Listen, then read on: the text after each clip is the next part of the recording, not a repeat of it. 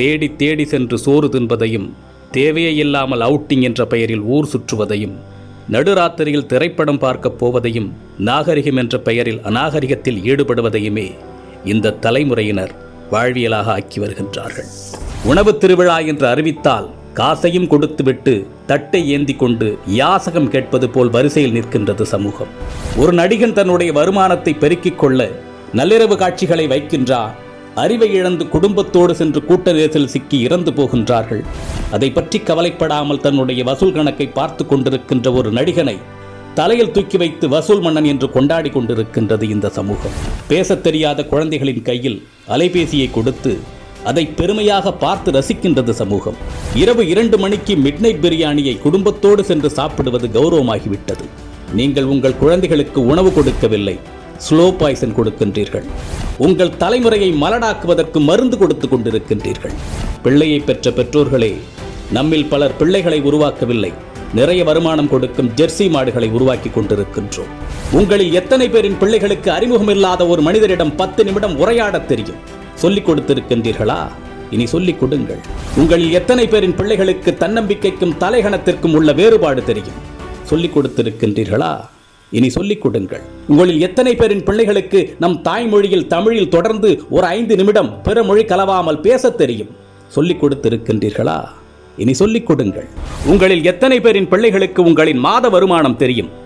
அதை கொண்டு எப்படி உங்கள் குடும்பத்தை நடத்துகின்றீர்கள் என்று எத்தனை பேர் உங்கள் பிள்ளைகளுக்கு சொல்லிக் கொடுத்திருக்கின்றீர்கள்?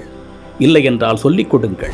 அது தெரியாததால் தான் இன்று பலர் லட்சத்தில் வருமானம் ஈட்டியும் இஎம்ஐயில் வாழ்க்கையை தொலைத்து விழி பிதுங்கி நின்று கொண்டிருக்கின்றார்கள். ஆண் பிள்ளைகளோ பெண் பிள்ளைகளோ, உடல் வெட்கம் என்றால் என்ன என்று சொல்லிக் கொடுங்கள். 10 வயதில் அணியும் ஆடையது, பருவ வயதில் அணியும் ஆடையது, படுக்கையில் அணியும் ஆடையது, பொதுவெளியில் அணியும் ஆடையது என்று வேறுபாடுகளை சொல்லிக் கொடுங்கள். நம்மில் பல பேரின் பிள்ளைகளுக்கு ஐபோனின் விலை தெரியும், வந்த திரைப்படத்தின் வசூல், வரப்போகும் திரைப்படத்தின் புள்ளி விவரங்கள் எல்லாமே தெரியும். ஆனால் அன்றாடம் நாம் உண்ணக்கூடிய அரிசியின் விலை தெரியுமா? காய்கறிகளின் நிலவரம் தெரியுமா? நம் பிள்ளைகளில் பலருக்கு பில்கேட்ஸை தெரியும், எலான் மஸ்கை தெரியும். ஆனால் நம் மொழிக்காக, இனத்தின் வளர்ச்சிக்காக இன்னுயிர் துறந்த தியாக வரலாறுகளை பற்றி தெரியுமா? இன்னும் சொல்வதானால் உங்களில் எத்தனை பேர் அவர்களை நினைத்து பார்க்கின்றீர்கள்? நம் மண்ணின் தியாக வரலாறுகளை நம் பிள்ளைகளுக்கு சொல்லிக் கொடுங்கள். எப்பொழுதுமே உறவுகளை எதிரிகளாக மட்டுமே கட்டமைத்து அவர்களின் மூளைகளில் ஏற்றிவிடாதீர்கள். உறவுகளை ஒதுக்கத் தொடங்குங்கள் என்று அவர்களுக்கு நீங்கள் சொல்லிக் கொடுத்து விட்டால், அவர்கள் வளர்ந்து விட்ட பிறகு அவர்கள் ஒதுக்குகின்ற முதலாவது நபர் நீங்களாக தான் இருப்பீர்கள். வாழ்க்கை என்பது வெறும் கேளிக்கையும் வேடிக்கையும் பணம் ஈட்டுவதும் ஆடம்பரமும் மட்டுமல்ல, அது மன நிறைவாக வாழ்வது.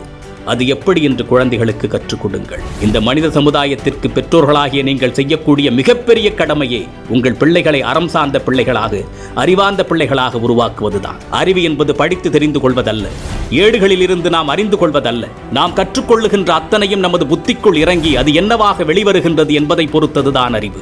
சிந்திக்க தூண்டுவது அறிவு. தன்னுள் எழும் கேள்விகளுக்கு தானே விடை காண்பதுதான் அறிவு. அப்படிப்பட்ட அறிவை உங்கள் பிள்ளைகளுக்கு வழங்குங்கள். இந்த சமுதாயம் ஒரு வெற்றி சமூகமாக மாறுவதும் வீணில் சீரழிந்து போவதும் பெற்றோர்களாகிய உங்கள் கையில்தான் இருக்கின்றது.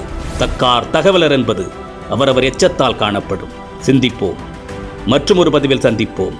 தமிழனாய் பிறந்தேன் என்ற பெருமையுடன் விஜய் சீதாராமன்.